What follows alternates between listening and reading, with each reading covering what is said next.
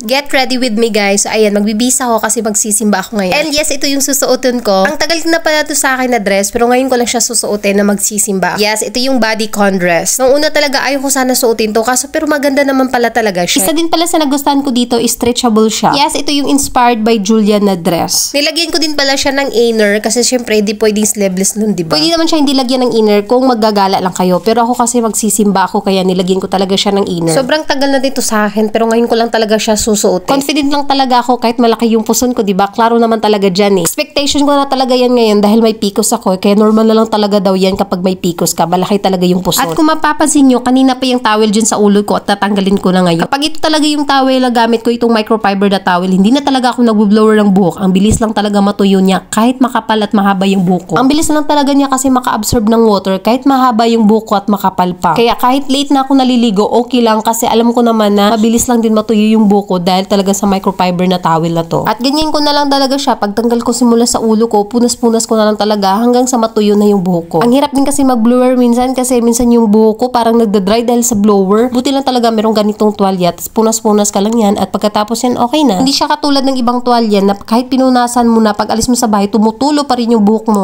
At ayan, ready na nga tayong makaalis. At kung gusto niyo mag-order sa outfit ko ngayon, available sa ating Yellow Basket.